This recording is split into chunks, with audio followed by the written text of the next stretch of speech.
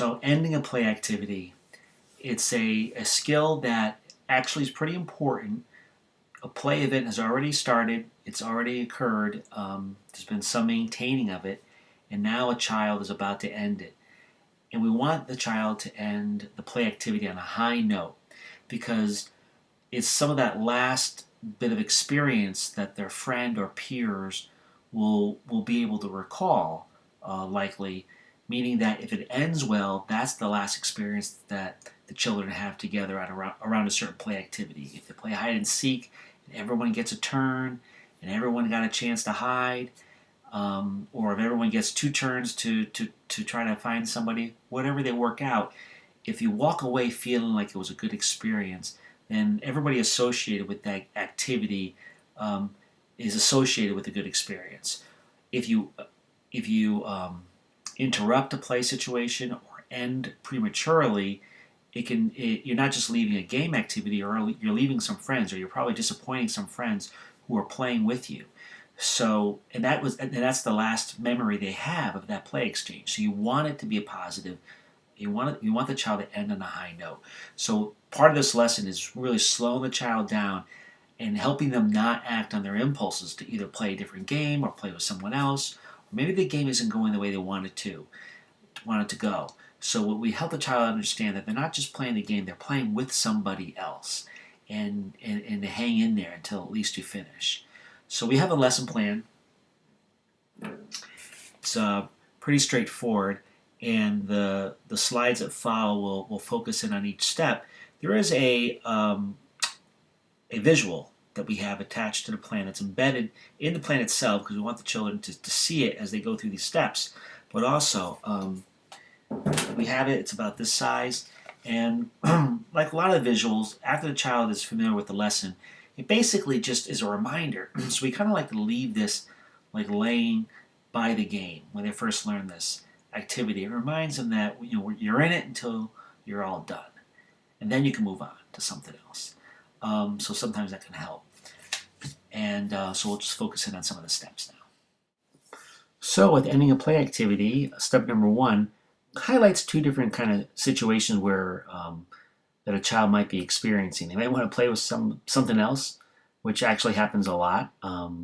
When kids get together, they usually have their own interest and they want to pursue that and get the other person to come along. Or they might want to play with someone else, and that could happen perhaps during a recess or perhaps a birthday party where there's lots of different activities happening at the same time. So the idea is that you have this potential need to want to end the game early or to move on. And so step number 2, which is really the focus of the lesson, is really just wait until you're all done with the game here. And then after you finish the first game, then you can leave. Basically, this is really just a rule-governed type of lesson. We don't get into too much of the feelings of the other person, though we do point it out that when you walk away from a game, you're walking away from someone else. You're not just playing a game, you're playing with someone else. So that is part of the lesson. That comes up more a little bit later on when we get into compromising. And if you're really, truly in compromising spirit, you're not going to end a play activity prematurely. You're going to finish it out because you're taking turns. But the idea here is that as we're just focused specifically on this concrete piece here, we really just drill that you wait until you're all done, which is why that message and that visual is promoted throughout the lesson. Moving on to step 3 and 4, once the game is over and the child's finished out appropriately, then they're free, of course, to offer playing a different game.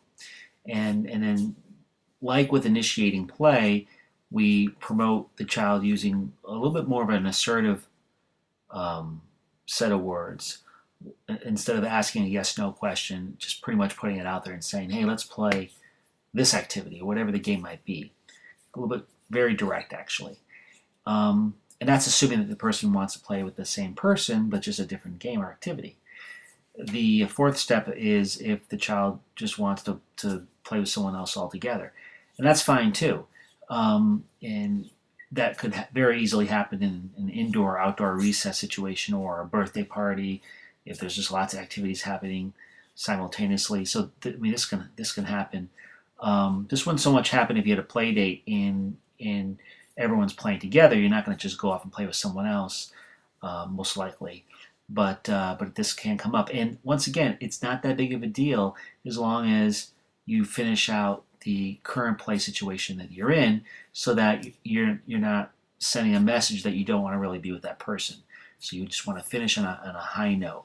Of course, we've done other skills like complimenting and all that, and as you're initiating play and you're engaging in play, there's some conversation happening, and so the use of complimenting or saying that was fun or nice playing with you, all these things can happen too, and those are really under the conversation skills when you're with somebody. But for this particular lesson, it's pretty much making sure that you basically finish it out before you move on.